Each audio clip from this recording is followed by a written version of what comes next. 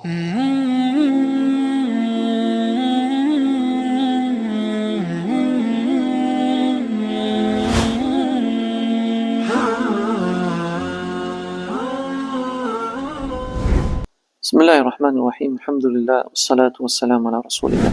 Me emrin e Allahut, mëshiruesit, mëshirbërësit, vazhdojmë me temën e 13.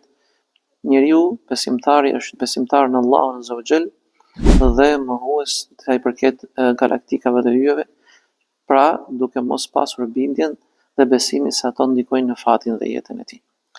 Neve si besimtar musliman në akidën dhe besimin ton, mendojmë dhe me bindje të palëkundur se i vetmi që ndikon në fatin dhe jetën tonë, begatin, zhvillimin e saj, në shkaqjet e saj është Allahu subhanahu wa taala, është ai që ka në dorë çdo gjë, ai që qeveris universin me precizitet dhe jo krijesat apo sende të caktuara që të cilat nuk kanë asnjë lloj ndikimi në jetën tonë. Prandaj dhe Zoti thotë në Kur'anin Kerim: "Wa huwa alladhi yunazzilu al-ghaytha min ba'di ma qanatu wa yanshuru rahmatah."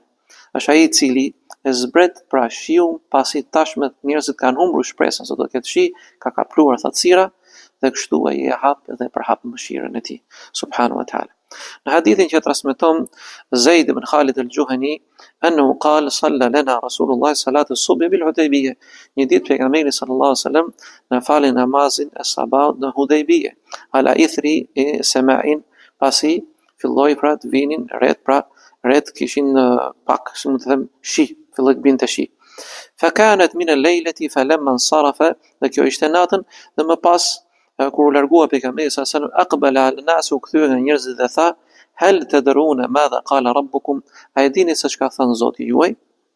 Qalu Allahu wa rasuluhu a'lam. Allahu wa rasuluhu a'lam, pra Allahu dhe dërguari i tij e di më së miri.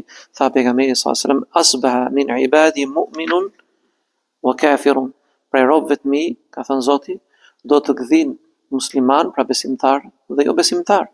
Famma man qala mutirna bi fadlillahi wa rahmati fadhalika mu'minun bi wa kafirun bil kawabib.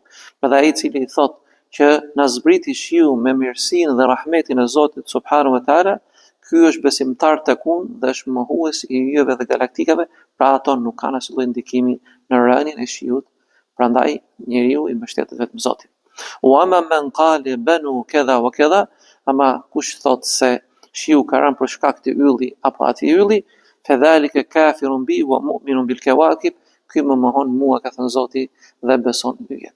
Pra këtu, siç e thamë dhe më herët, tu përfshihen dhe ato shoqëruar shenjat zodiake, të cilat disa njerëz pretendojnë se ato kanë ndikim në fatin e njerëzve, në jetën e tyre të përditshme, faktikisht ato nuk kanë asnjë lloj ndikimi, dhe pse njeriu duke kryer shkaqjet të cilat i ka ligjëruar Allahu subhanahu wa taala në kërkimin e rrezikut, në ruajtjen e shëndetit, pasurisë, familjes shumë rrallë, do të gjej përgjigjen e dur, do të marrë atë që meriton, dhe nëse nuk i ka këto bindje, por ja lë rastësisë, do shkojë drejt humbjes dhe devijimit.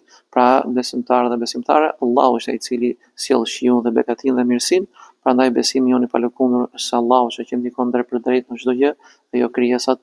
Alhamdulillah, falënderimi takon Zotit, paqja e lavdërimi i tij qoftë me vullën e pejgamberëve Muhammedin alayhi salatu wassalam.